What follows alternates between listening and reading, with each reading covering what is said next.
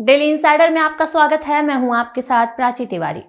10 से 12 फरवरी के बीच लखनऊ में होने जा रही ग्लोबल इन्वेस्टर समिट में देश और दुनिया की कई बड़ी हस्तियां शामिल होंगी। राष्ट्रपति द्रौपदी मुर्मू के अलावा प्रधानमंत्री नरेंद्र मोदी व उनके कैबिनेट के कई वरिष्ठ मंत्री ग्लोबल समिट में भाग लेंगे, जिसको लेकर राजधानी के अवर शिल्प ग्राम में तैयारियां जोरों शोरों से चल रही हैं।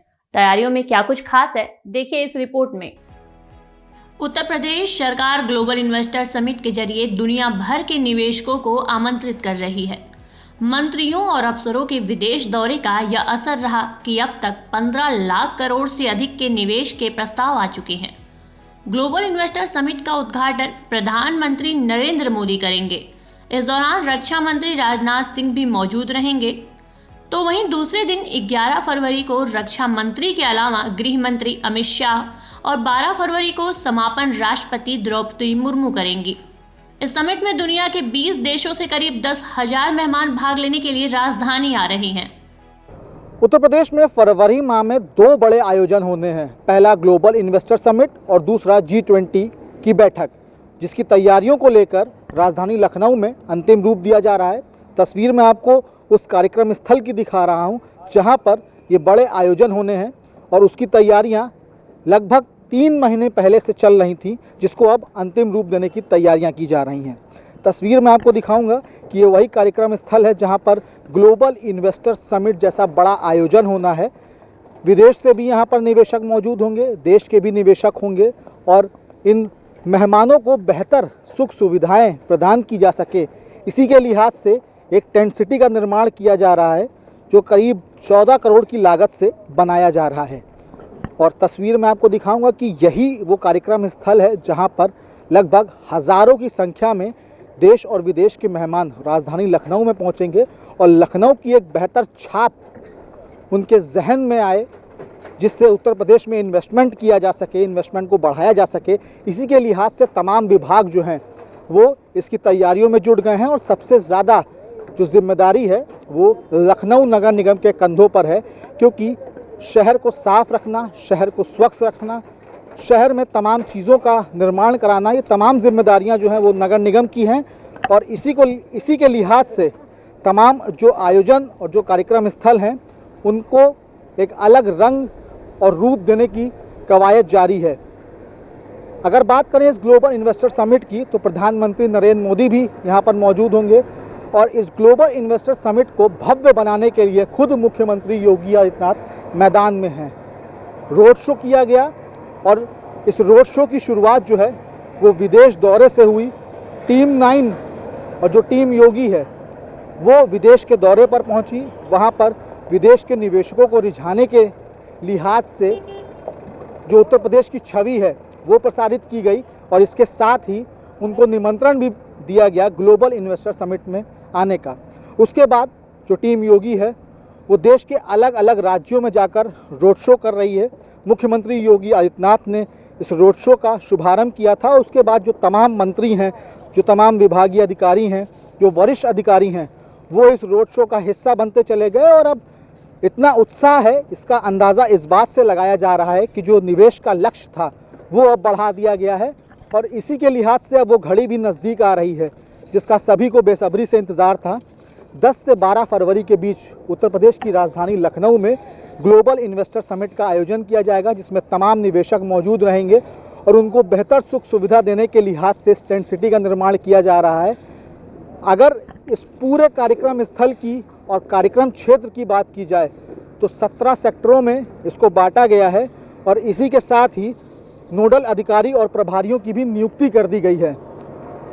लेकिन कहीं ना कहीं इस तैयारियों को अंतिम रूप देने के लिए जो अधिकारी हैं वो भी सड़कों पर हैं। समय समय पर यहाँ पर निरीक्षण किया जा रहा है, आला अधिकारी यहाँ पर पहुँच रहे हैं और किसी भी तरीके की कोई कमी ना रह जाए, इसको ध्यान में रखते हुए ही तमाम निर्देश भी जारी किए गए हैं।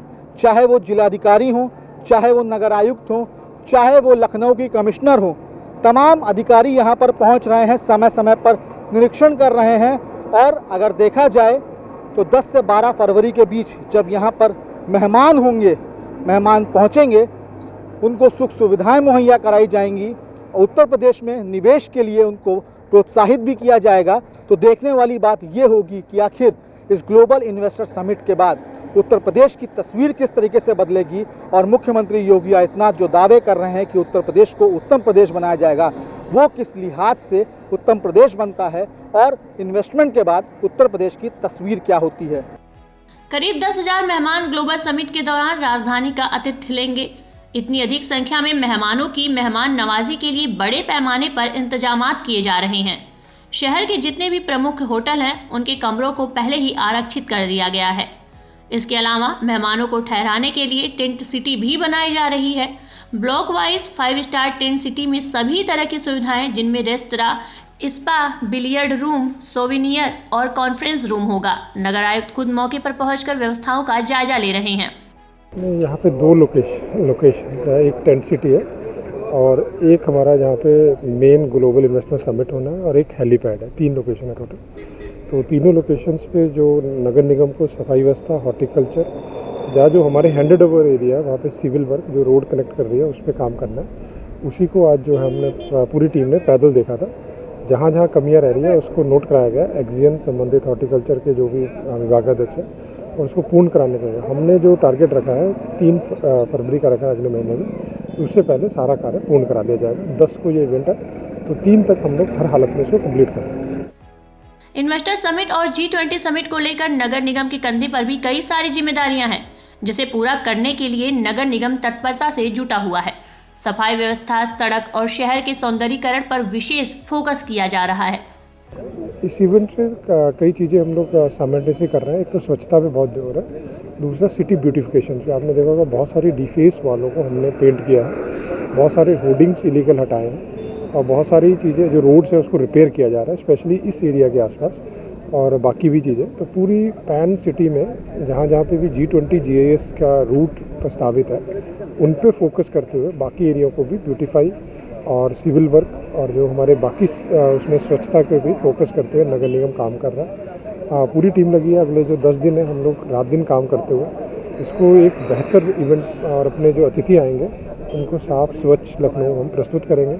नगर निगम की पूरी टीम रात दिन काम करते हुए हर काम को पूर्ण कराएगी। इसमें एक कंपोनेंट जो है स्ट्रीट लाइट का भी है, उसको भी नगर ने टेकअप किया। जो शहीद पथ से लेके यहाँ तक है, शहीद पथ का भी है। एयरपोर्ट से लेके पूरा शहीद पथ को भी ब्यूटीफाई किया जा रहा है और जो G20 के लिए भी यूज़ होगा और आगे जाके जो एरियाज़ G20 के लिए भी यूज़ होना है उसमें भी पैरेलल ही काम चल रहा है। प्रस्तावित हमारे एरियाज़ हैं जहाँ पे ये मतलब उनका रूट है, उसमें हेरिटेज जोन है। तो हेरिटेज जोन को लेके हमारा अलग से टीम लगी हुई है जो वहाँ पे पेंटिंग, सफाई, हॉर्टिकल्चर पे काम कर रहा है। डेली इंसाइडर के लिए लखनऊ से अभिषेक पांडे व बाबूलाल की रिपोर्ट। यूपी और देश दुनिया की तमाम ताजा तरीन खबरों के लिए गूगल प्ले स्टोर से आज ही डाउनलोड करें हमारा तेजी से उभरता न्यूज ऐप डेली इंसाइडर।